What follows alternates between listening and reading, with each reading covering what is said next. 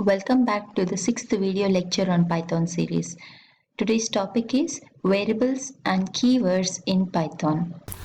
Variables are defined as the reserved memory locations to store the values. So the values what you store here, it can be an integer, it can be a decimal or the characters. So how to store the variable in your Python is the next question. Let's try to understand the concept of Python variables in this Jupyter Notebook.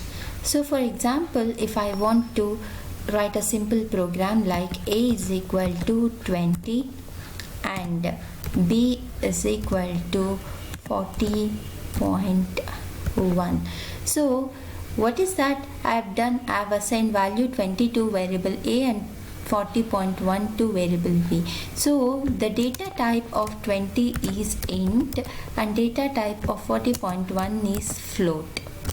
So here I need not declare a variable separately with respect to their data type. So Python has a provisions of understanding the data type of its stored value by default. So now if you want to find the type of a particular variable in Python, just use type and mention the name of the variable in brackets and execute, and that will show you the type of the value that has been assigned for a particular variable. If in case you want to store the string value in a variable called as C, then you just use either single inverted comma or double inverted comma, and inside that you can type whatever you want. That will be taken as a string by Python. So now you can check it. Type of C is string. So this is how a variable declaration can happen in Python.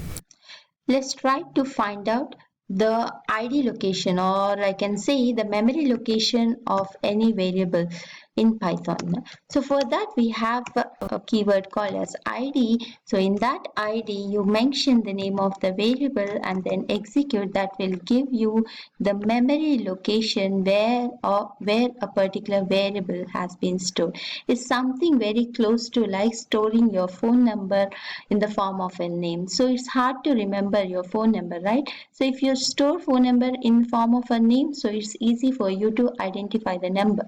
The same way, so you are assigning name for a particular memory location where a value has been stored. So I would like to show you one thing. If I have a is equal to 10 and b is equal to 10, so let's try to find the memory location of both. That is ID of a. So if I execute, I have some value shown. At the same time, ID of b, again execute, the value is same. What value is this? This is the memory location value. So you see, for 10 value which is stored in two different variable names, though the names are different, but 10 is being, that means for same variable values the memory addresses are always same. So that's why. So now let's try to understand the concept of casting in Python. So what is meant by casting? Casting is nothing but conversion of the data type. For example, if a is equal to 40 and if I want to convert this a into float, for example, so what can I do? I just mention the name of the data type and inside the bracket you mention the name of the variable and it will convert the variable value present in a into a float. Let's check it. So if I print b, the value is 40.0. that means the value is in the form of a float.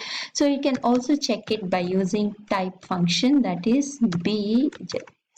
So you can observe here the value is shown as float. So if in case I want to convert the same thing into a string, for example, so I can take it as d as my variable name and then go for the string data type and mention the name of the variable a. So now you can check by printing d, that is 40, and same way check using type function. You can mention d inside the bracket and this is how it works.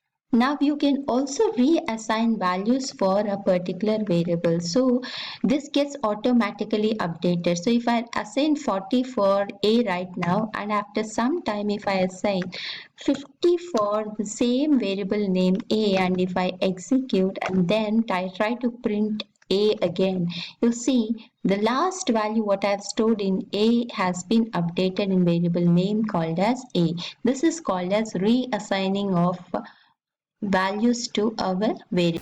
Now let's study the rules of naming your Python variable. So the naming cannot happen as we like. There are certain rules that has to be followed. Among those, the first rule is a variable name must start with a letter or the underscore. So it is mandatory to start your variable name either with a letter or an underscore. And then a variable cannot start with a number. So if next rule is a variable name can only have alphanumeric characters and underscores, and apart from that no special characters are allowed in naming your variable. At the same time, the variable names are always case sensitive. Let's try to understand that what it is. And then followed by make sure that variables don't have any keywords involved in them. Here one of the rules says the Python variable is case sensitive. Let's try to understand this. Try to say value of 10 in lowercase a, and in the uppercase a try to store value of 30. So if you see here, if I try to find out value of small a, it is going to take 10. At the same time, if I try to print the value of capital A, it is going to show me 30, which means that the variable names are case sensitive. Here both have different memory addresses. So like you can check here. So ID of capital A again is having a different memory address. Now let's try to check what if I give my name, my variable name starting with a special character, or I can say starting with the number. Let's see whether it is accepting the value or not. So to A, if I execute, you can see a syntax shown like invalid syntax. That means I have given my variable name starting with A. So let me try with using an underscore. So if I use an underscore and give A, so store value of 60 into it, and now try to execute, and same way if I print the value of underscore A, it is accepting. So you can understand that your variable name can start with an underscore but not with any of the numeric letter or a special character. So these are the rules that has to be taken into mind while naming your variable. One of the rules also says that the name of a variable should not be a keyword. So what is meant by a keyword? Keyword is nothing but a word which has a predefined functionality. So Python has around 29 keywords existing which has its own functionality. So make sure that your variable name should not be equal to any of these keywords what you see on the screen.